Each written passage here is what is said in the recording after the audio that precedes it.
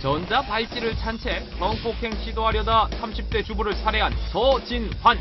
그는 범행 직전 음란물을 보고 비아그라까지 먹었다. 스트레스성 발기부전이었던 범죄자는 성폭행에 앞서 피해자의 얼굴을 남편도 알아볼 수 없을 정도로 때렸다. 2008년 나영이 사건 기억하는가? 조두수는 8살 나영이를 납치해 짐승처럼 성욕을 분출했고 어린 나영이는 내장이 폐혈되는 등 만신창이가 됐다. 피해자와 가족들의 인생을 고통으로 만드는 본격적 살인, 성폭행. 지금 성범죄자 2천여 명이 거리를 활보하고 있다. 작년 대한민국 성폭력 사건은 2만여 건, 그중에 근친, 상간, 아동 성폭행이 만연하고 있다. OECD 국가 중 강간 11위, 표창원 경찰대 교수, 이수정 범죄심리학 교수와 인격살인 성범죄, 안전지대는 없다를 주제로 우리 사회의 성범죄 해결책을 모색해보자. 네, 범죄심리학 국내 최고 전문가들입니다. 경찰대학교 행정학과 표창원 교수, 그리고 경기대 범죄심리학과 이수정 교수 함께 자리했습니다. 안녕하십니까? 네, 안녕하십니까? 네. 안녕하세요. 요즘에 좀 속이 탑니다. 혹시 따님 계십니까? 네, 있습니다. 네, 속이 타시죠, 교수님? 네, 그렇습니다. 예.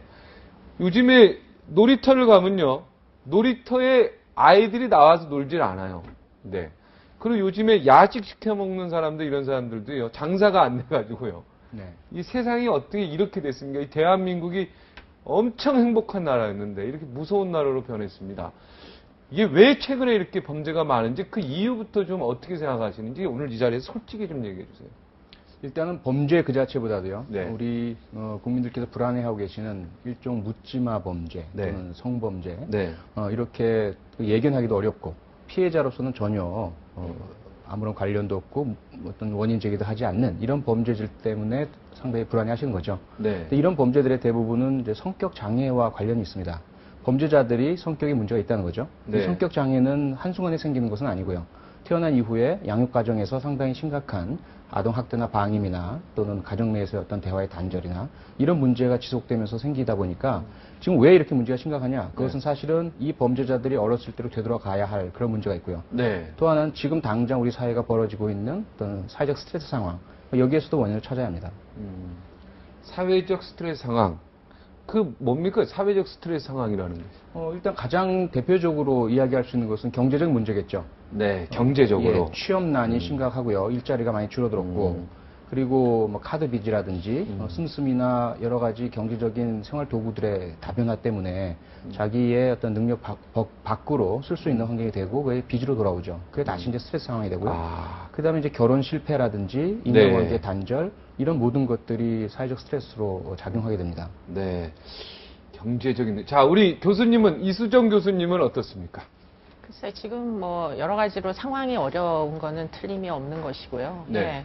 특히 이제 뭐 문제가 있는 사람들이 상황이 어려워지면 이제 문제를 밖으로 돌출시킬 가능성이 높은 것이죠. 그렇기 때문에 이제 일단은 뭐 여러 가지 취약 요건들, 뭐 어쩔 수 없는 요건들, 예를 들자면 가족 구조 같은 것을 예를 들어볼 수가 있겠는데, 네. 과거에는 좀 문제가 있더라도 가족이 그 문제를 껴안고 어떻게든 해결하려고 했었는데, 지금 이제 2000년대 이후에는 사실 가정 결손율이 굉장히 높거든요. 이혼율도 높아지고. 네. 그러다 보니까 사실은 이제 가족이 돌봐줄 수 없는 개인들이 네. 늘어나고 있고요. 지금 단적인 예로는 단독 가구 수가 아주 폭발적으로 증가하고 있는 것을 보면 아무래도 이제 사람들이 가정 내에서 오손도손 모여 살지를 못하는 현상 같은 것들을 우리가 발견을 할 수 있어요. 네. 그렇기 때문에 이제 예전 같으면 막아줄 수 있는 누군가가 있었기 때문에 범죄라는 것을 더 저지르지 않고도 중단이 됐었는데 이제는 그 누구도 막을 수가 없는 상황이 됐다 하는 게 이제 제일 큰 문제라고 보입니다. 가해자들도 보면은 철저히 사회로부터 소외된 사람들이에요. 그렇죠. 예. 이런 것들을 사회가 또 방치한 것도 어떤 범죄를 만든 하나의 원인이 됐다.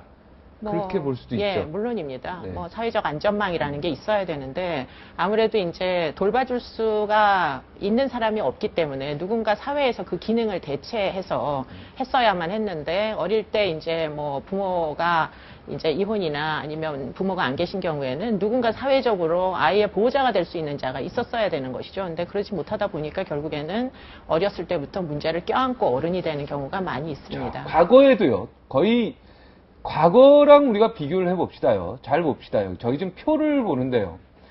최근 5년 동안 급하게 아주 증가하는데 2009년까지는 그래도 조금 했는데 지금 10년, 11년 해가지고요. 지금 10배로 뜁니까? 10배 또 뭐 10,000건에서 20,000건 이거 완전히 이거는 저 최근 한 3년간 보면 그렇다는 얘기인데 그 최근 3년간의 원인으로 보면은 경제적인 원인 이렇게 봐야 됩니까 그러면? 지금 저 통계치는 약간 그 현실하고는 조금 차이가 네, 있습니다. 네. 저게 지금 성범죄 우범자에 대한 통계치이기 때문에 아마 경찰에서 우범자 관리를 하고부터 이제 기록이 남은 그런 성범죄자들의 기록일 거예요. 네. 우범자 관리라는 것을 적극적으로 하기 시작한 지가 2, 3년밖에 되지 않습니다. 그렇기 네. 때문에 그 전에 발생했던 이제 우범자들의 숫자와 그 적극적으로 관리하고 난 다음의 숫자는 현저한 차이가 있는 것이라고 보입니다. 우범자 현황을 이제 본격적으로 관리한 시기이기 때문에 저렇게 네, 많은 그렇습니다. 거죠. 예. 저 표 보니까 또 갑자기 겁이 나가지고. 아니요. 네, 근데 그건 저 아니다. 표에서 성범죄 우범자가 지금 저 굉장히 많은 숫자잖아요. 네. 그 숫자는 과거에는 관리가 안 됐던 기존에 우리 사회에 이미 있었던 사람들입니다. 그렇기 네. 때문에 사실은 뭐 증가했다고는 할 수 없으나 저 숫자가 절대 적은 숫자가 아니었고 옛날에는 방치됐던 숫자다라고 볼 수 있는 거죠. 전자발찌 차고요. 빈집에 들어가서 엄청 남편이 알아볼 수도 없을 정도로 주부를 때리고요. 성폭행을 했는지 안 했는지 저는 잘 모르겠습니다. 했겠죠, 당연히. 이게 말이 됩니까? 살인까지 저질렀죠. 이런 어처구니 없는 일들이 벌어지는데 범죄자들의 뇌 구조는 완전히 일반인들하고 좀 다릅니까? 아니면 일반인들도 그렇게 될 수 있다는 얘기입니까? 네, 한 18, 19세기경에는 범죄자들이 일반인과 다르다고 믿었습니다. 네. 어떻게 다른지를 찾아내기 위해서 해부도 해봤고 네. 범죄자 샘플하고 일반인하고 비교도 해봤죠. 네. 그런데 결국 그러한 모든 연구 노력들이 사실은 그 증거가 없다. 이런 결론이 내려졌고요. 지금 연구되는 바에 따르면 뇌의 구조가 다르다기보다 뇌의 기능에 문제가 있는 사람들이 있다. 네. 우리가 흔히 뭐 정서의 조절이라든지 분노 감정 같은 것들 조절하고요. 그다음에 판단을 내리고 도덕적으로 어떤 생각하고 이러한 기능을 하는 곳이 대뇌 전전두엽이라고 하거든요. 네. 전전두엽 영역에서 문제가 발견된 사람들이 있고요. 그 사람들은 자신의 범죄적인 충동을 억제하지 못하고 폭력들을 마구 휘두르는 그런 경향을 보이고 있는데요. 네. 그렇다고 해서 모든 흉악범죄자들이 다 이렇게 뇌 기능에 문제가 있느냐? 그건 또 아닙니다. 그래서 꼭 뇌 기능에 문제가 있어야만 흉악범죄를 저지르는 것은 아니고요. 네. 그들이 가지고 있는 태도, 인식, 다른 사람들과의 관계 이런 모든 것에서 원인을 찾아야죠. 네. 근데 그 뇌 기능이든 아까 전전 어쩌고저쩌고 나오는 것들이 그러면 우리가 사회적으로 뭔가 교육이라든가 이런 데 문제가 있었네요. 그렇죠. 일단은 그러한 문제가 태어나면서부터 있는 생긴 건 사람도 아니잖아요. 아주 극히 일부는 있다고 보고가 되고 있지만 대부분은 태어나면서 생긴 건 아니고요. 양육 과정, 또 학교에서 교육 받으면서 뭐 따돌림을 받는다든지 그리고 사회 적응 실패한다든지 이러면서 계속 문제가 공고화되는 거죠. 네. 우리 교수님은 참 이렇게 최근에 특히 전 많다는 걸 자꾸 저도 뭐 나이 그렇게 많이 살지는 않았지만 최근에요. 그죠? 예. 이 원인을 단순히 그냥 경제적으로 봅니까? 아니면 대한민국의 구조적으로 교육제도의 문제점이라든가 아니면은 사회적으로 소외된 사람들에 대한 뭐 배려에 대한 제도에 없는 거 이런 것들의 부족함. 이거 정부가 좀 책임져야 된다고 생각하십니까? 뭐 다 총체적이겠지만요. 그래서 이제 곰곰이 뭐 성범죄가 왜 늘어났는가 하고 생각을 해보면 사실 저도 개인적으로 자유롭지 못하다 이런 생각도 드는 것이 뭐 지금 당장 저희 집에 있는 아이들부터 열심히 성교육을 과연 했는가 돌이켜보면 그렇지 못하거든요. 네. 더군다나 일반 뭐 성매매가 이렇게 우리 사회처럼 뭐 방치되는 그런 사회는 많지 않아요. 그렇기 때문에 인터넷으로 이루어지는 그 수많은 성매매, 원조교제를 포함해서 조건 만남 등등 뭐 너무나 안방에서도 성매매를 할 수 있는 이런 상황이 돼버렸잖아요. 네. 거기다가 이제 뭐 음란물 같은 것들. 네. 뭐 저는 여성임에도 하루에 몇 개씩 음란물과 연관된 이메일을 받습니다. 네. 야동이라고 하는 그렇죠. 네. 예. 제가 의지가 있다면 아마 하루에도 한 10건 정도는 최소한 다운받을 수 있을 거예요. 네. 그런 상황에서 과연 누가 정말 스스로를 잘 통제하고 억제하면서 인생을 살 수 있을까? 정말 제대로 조절을 할 수 있는 사람들이 참 대단한 사람들이라고 생각될 정도로 환경적으로 굉장히 유혹이 많습니다. 대한민국 사람이 유독 악한 사람은 아니잖아요. 아니죠. 그렇죠. 세계, 이제 선진국들 보면은 선진국들 중에서 특히 성범죄율이 아주 낮은 그런 나라들, 그 나라들의 제도와 교육, 이런 것들을 우리가 빨리 벤치마킹 해야 되는 거 아닙니까?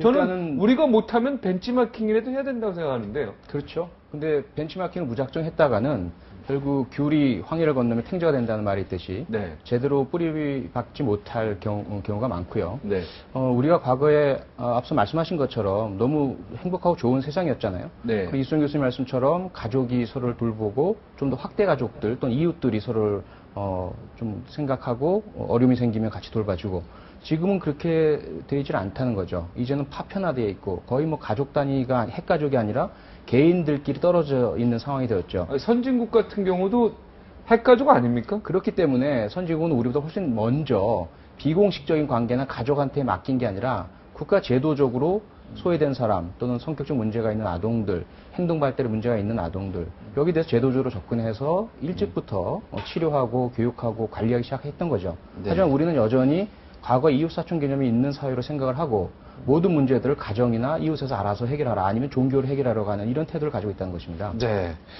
우리도 그럼 제도적으로 이런 걸 빨리빨리 좀 그 대안책이라 할까요? 이걸 빨리 만들어야 되겠죠. 정부가 이거 가만히 있고 범죄 언제 또 생기나 했다, 범죄 이제 생기면 그때 또 잡으러 가고 이런 사후 약방문이라 그러죠. 이건 안 되는 거 아니겠습니까? 그렇죠. 지금 이제 정부에서 거의 매일은 아니지만 하여튼 며칠 만에 하나씩 정책이 나옵니다. 네. 굉장히 빠른 속도로 진도를 따라잡느라고 네. 애를 쓰시는 모습들을 우리가 관찰을 하는데요. 사실 정책들을 들여다보면 대부분이 다 단기 대책입니다.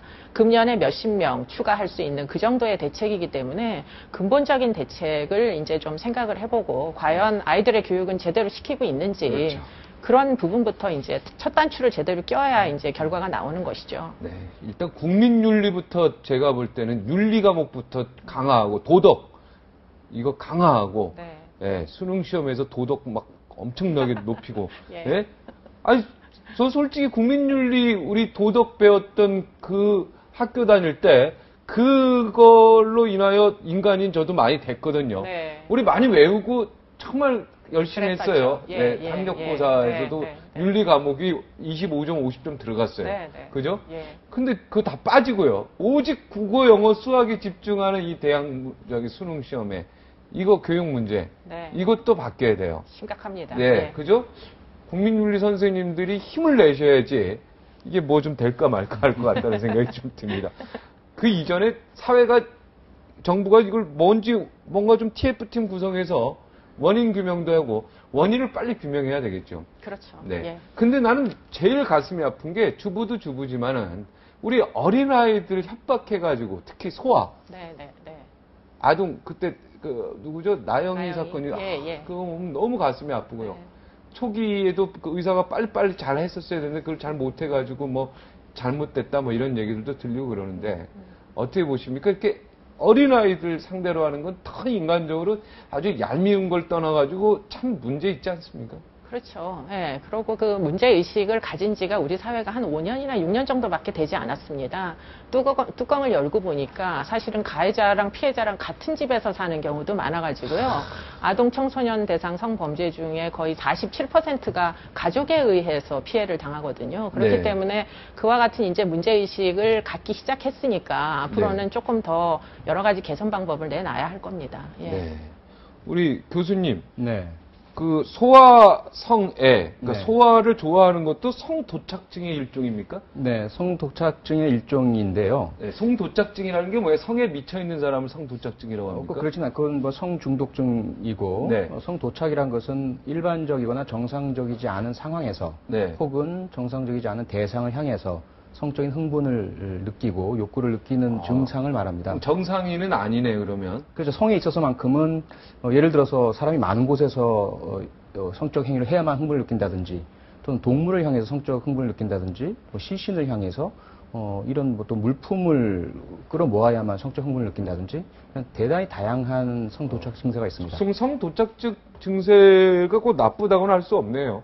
남의 가해하지 남한테 않은 피해만 안 주면. 자신의 독특한 어떻게 네. 본다면 비밀스러운 영역이라고 볼 수 있죠. 비밀스러운 면. 네. 그런 영화도 제가 본 것 같은데, 뭐 네. 인형 되게 사랑하고 막 했던. 그렇죠. 예. 그걸 나쁘다고는 할 수 없는데, 그게 이제 남한테 피해를 주면은 이제 나빠지는 거죠. 그렇죠. 일단 성도착증은 사회에서 인정 안 해주기 때문에 본인이 괴롭습니다. 네. 그걸 숨겨야 하고 그 과정에서 일상생활에 지장을 초래받고요. 사회관계에 문제가 생기고 그래서 본인이 괴롭기 때문에 치료받고 싶어하는 질병인 거죠. 네. 그런데 이게 타인에게 가해를 가하는 형태로 앞서 말씀드렸던 소아성애증처럼 그것도 성도착증의 일종입니까? 일종이지만 그 자체가 범죄인 거죠. 그건 큰일 나는 범죄죠. 그렇죠. 그다음에 뭐 공연음란죄라고 우리가 죄를 갖고 있지만 사람들이 보는 앞에서 노출을 한다든지 이런 행위들은 바로 그 자체 가해 행위가 되기 때문에 엊그저께 처벌받아야죠. 진짜 대로에서 막 성폭행을 하는 거를 사람들이 다 지켜보고 있었다고 하는 거 아닙니까? 아, 예. 그거 보셨죠? 네, 뉴스. 네, 네, 네. 깜짝 놀랐어요. 어떻게 이런 게 대한민국에서 이런 건 처음 보는 것 같은데. 네, 있을 수가 없는 얘기죠, 기본적으로. 왜 그냥 그렇게 할 저 수밖에 여기서 나오는 네, 여자를 네, 그냥 네, 네. 쓰러뜨려서 그 도로변에서요. 이게 어떻게 그 옆에 구경하시는 분들도 그래요.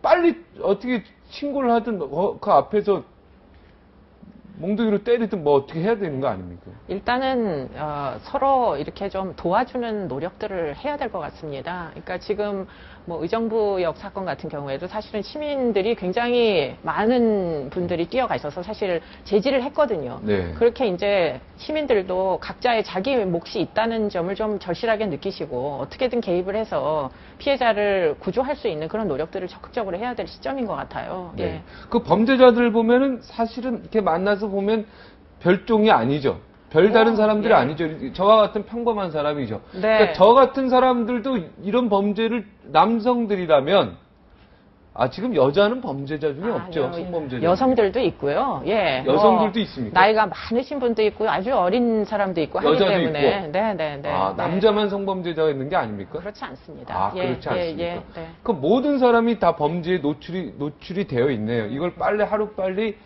뭔가 제도적으로 네. 이런 것들을 빨리 좀 나설 필요가 있다. 네, 그렇습니다. 네. 예. 우리 교수님 보기에는 가장 핵심적인 거. 음.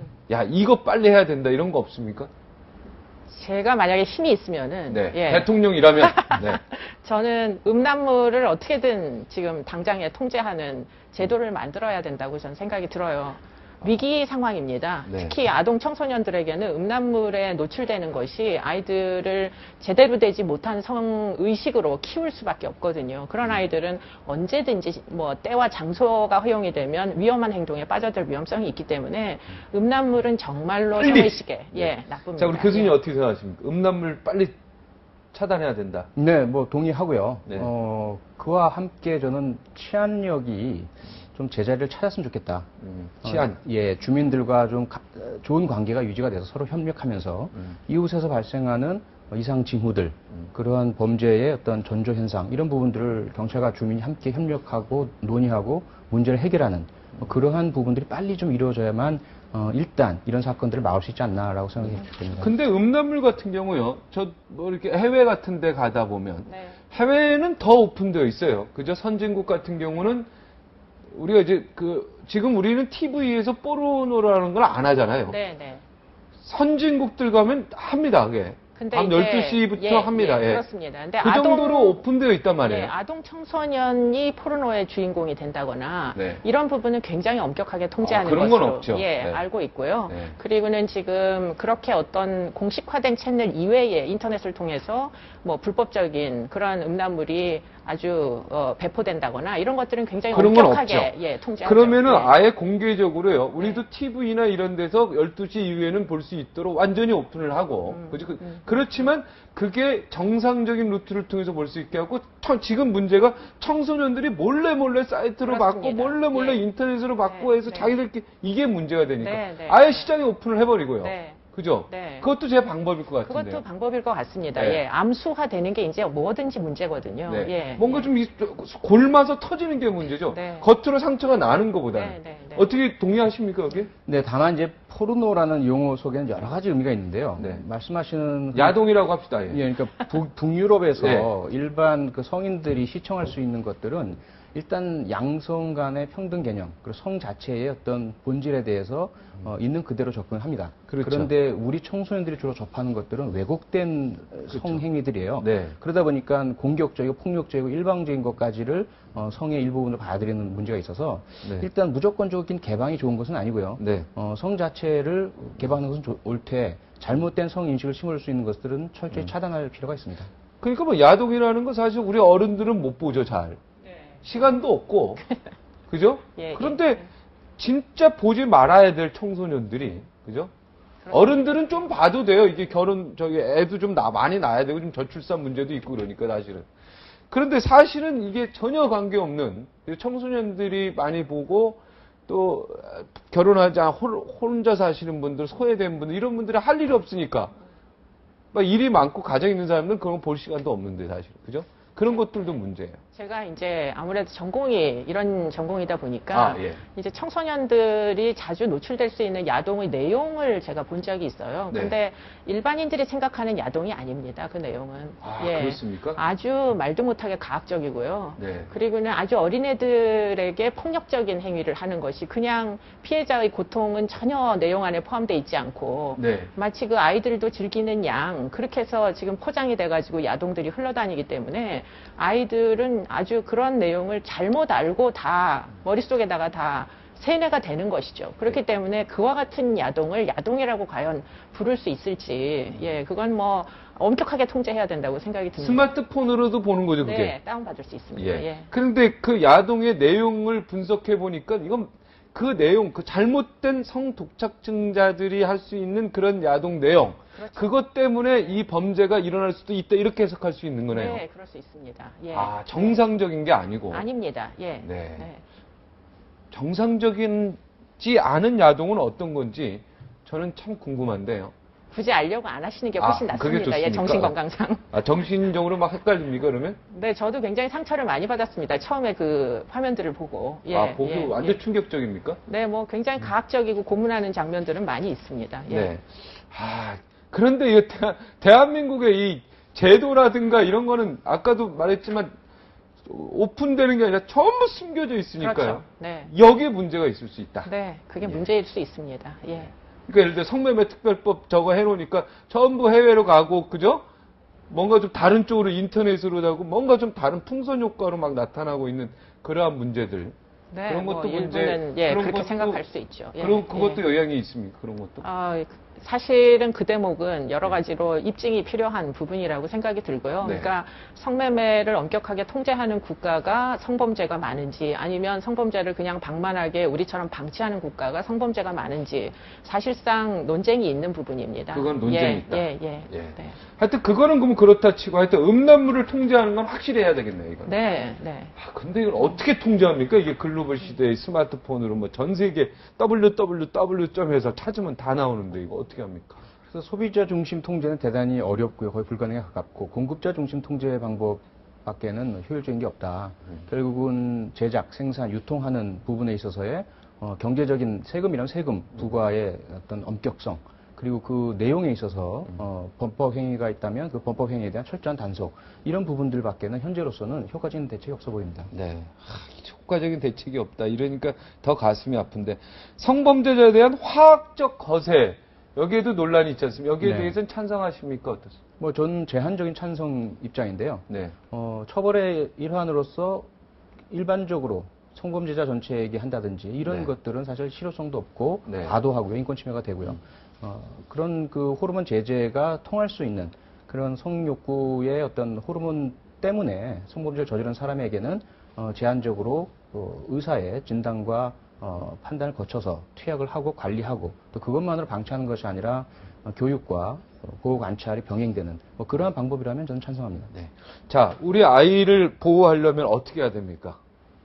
굉장히 이게 어려운. 굉장히 어려운 질문인데 이건 사실 예, 우리 아이를 진짜 어떤 성범죄자로부터 보호를 하려면 최대한으로 붙입시다 앞에. 네. 근데 일단은 아이들을 보호할 수 있는 방법이 없지는 않습니다. 집에 예. 24시간 놔두는 거죠. 네, 그것도 좋은 밖에 안 방법이고요. 보내는 거죠. 예. 네. 그리고는 이제 아이들이 가장 위험에 노출되는 시간이 방과 후 시간입니다. 네. 그렇기 때문에 아침에 학교를 데려다 주면 학교 교육을 받는 동안 학교에서 관리를 하니까 네. 그 방과 후에 이제 어떻게 아이들을 보호할 수 있는 환경을 제공하느냐가 중요한 요건이 되는 것이고요.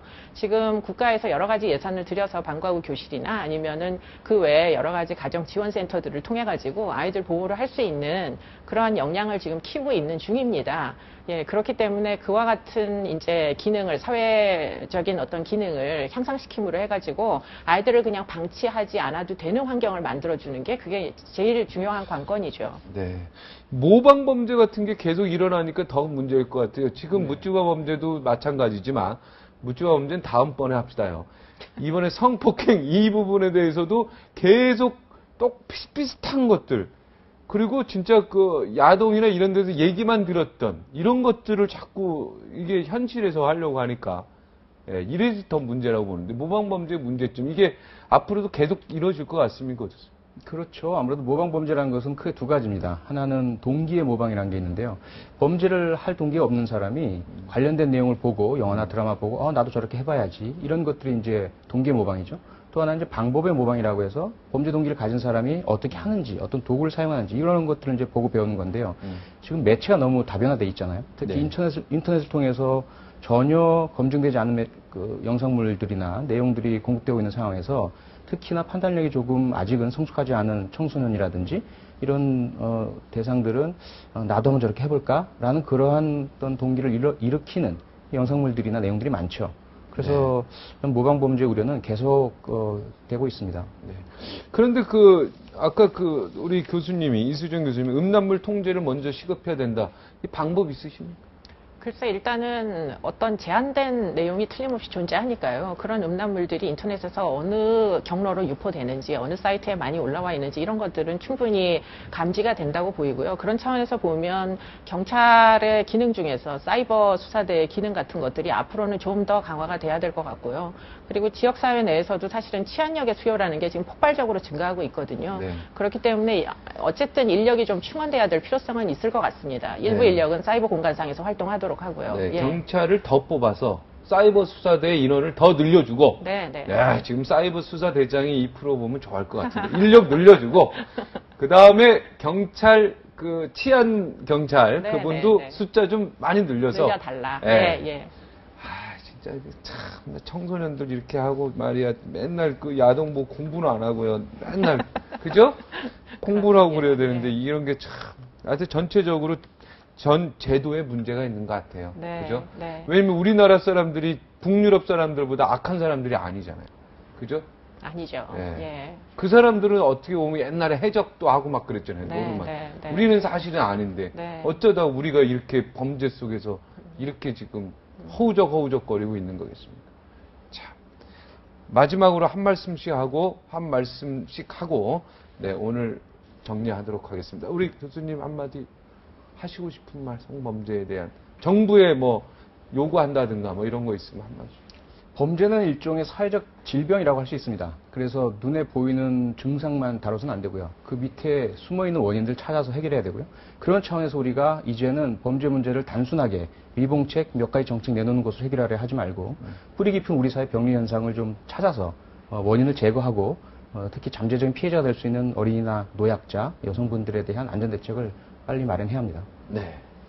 예, 저는 시민의 입장에서 부탁드리고 싶은 요건이 있는데요. 일단은 우리 국민 개개인이 모두 책임이 있다는 책임의식을 좀 가졌으면 좋겠습니다. 네. 예, 그래서 저는 이제 부모니까 자녀 교육에 좀 더 철저히 해야 될 것이고 자녀가 없는 분들은 스스로 본인의 생활에 대한 조금 더 좀 방만하지 않은 그런 운영이 필요한 것이고 그리고는 이웃도 좀 살펴볼 필요가 있을 것 같아요. 제 옆집에 혹시 부모가 없이 오후 시간을 내내 혼자 보내는 아이가 있는가 이런 것들을 좀 신경을 쓰고 지역사회의 기능에서 지금 범죄를 예방할 수 있는 그런 가능성들이 얼마든지 있습니다. 그렇기 때문에 주변을 둘러보는 그런 노력들을 조금 더 하는 게 필요하지 않을까 싶습니다. 다 네. 먹고 살기 힘들어서 그렇죠. 예, 네. 옆집까지 신경을 못 쓰니까 네, 네. 그것도 문제죠. 네. 아파트 윗집에서 범죄가 일어나도 아랫집도 모르고 옆집도 모르잖아요. 네. 세상이요. 신경을 써야 되는 거죠. 그러니까. 예. 아, 이거 저는요 정부가요. 네. 나는 우리나라 제도적으로요 문제 있다고 봅니다. 교육, 그죠? 개인적으로 제 생각에 네, 저는 네. 기자 출신이지만 네. 교육 지금 말한 그 야동 그거 보게 하는 거 그리고 경제적으로 지금 너무 힘들어하고 사회적으로 소외된 사람들 네. 등등, 그죠? 빨리 TF 좀 저기 하고요. 빨리 묻지마 범죄 아까 뭐 경찰 저기 뭐 인원 뭐 확충 이런 문제도 나왔는데 이런 것도 뭐 고민할 것도 없죠 지금. 예. 그렇죠. 정부가 실천이 필요하죠. 정부가 존재하는 게 뭡니까? 대한민국 세금을 내는 이유. 우리가 좀 편안하게 살자고 하는 거 아니겠습니까? 이렇게 범죄가 주변에서 온상이 엄청나게 많은데 이러면 세금 내는 국민들이 진짜 대한민국 지금 문제예요. 그죠? 네. 네. 이거 빨리 해결했으면 좋겠습니다. 오늘 나와주셔서 대단히 고맙습니다. 네, 고맙습니다. 감사합니다. 네, 곱셈 있죠. 곱셈은 구구단 외우면 곱셈인 줄 아는데요. 곱셈을 잘 보면 덧셈에서 시작합니다. 1 더하기 1에서 시작합니다. 9 곱하기 9는 9를 9번 더하는 거죠. 미분, 적분도요. 우리가 공간 감각이라 해가지고 막 면적 따지는데 사실은 점에서 시작합니다. 사회 문제의 근본 원인이 무엇인지요. 그 시작점을 알아야 합니다. 여기서 마치겠습니다. 고맙습니다.